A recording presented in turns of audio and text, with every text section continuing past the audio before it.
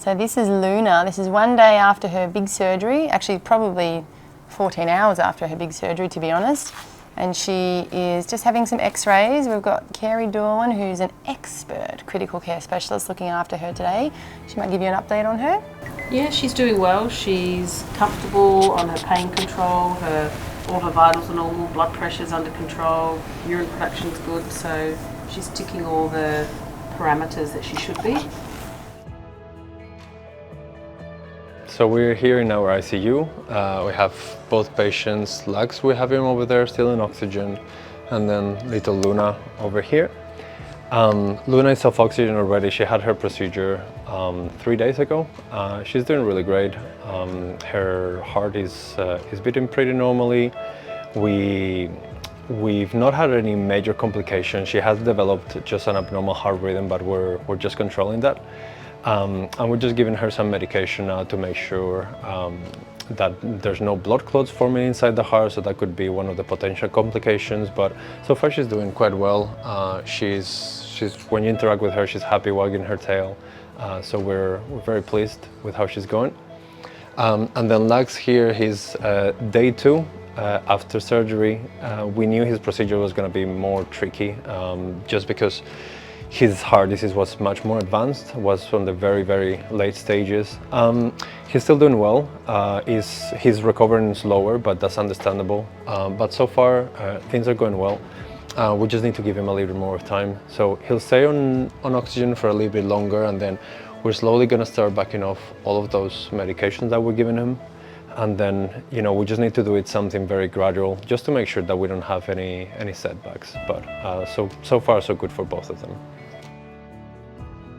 So Luna, this is Lux, but Luna had the surgery 4 days ago now, and she's therefore 1 day in front of this little guy's recovery, and she's currently eating her chicken, doing very well. She's been moved out of her oxygen bed, and just really is a bit over the ECG spots and wants to go out for a walk, and we're carrying her outside. She's doing a pee, she's doing all the right things, so very happy with how her heart looks and how she's recovering.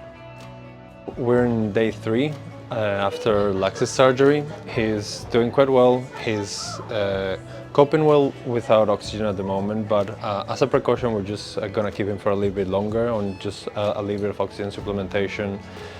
We're de-escalating his treatment, and he's coping quite well. His heart is holding without a lot of the medications that were given before. So overall, we're very pleased with how things are going. With regards to his heart size, his heart, we're seeing every day is getting a little bit smaller and a little bit smaller.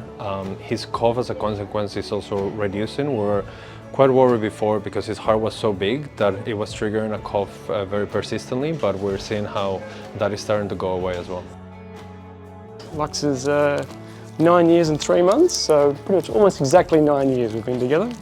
He developed a bit of a cough, which we later found out was his heart actually pushing on his airways. We picked that up last August, so by the time we got the cardiograms and the results, it was actually October we found out where his heart was at. The first phone call was pretty upsetting, gave him a sort of a 9 to 12 month sort of time frame. Had reached out to VSOS the very next day, and Dr Karina called me literally with only a few hours of me making my inquiry, and we had all the information a couple of days later.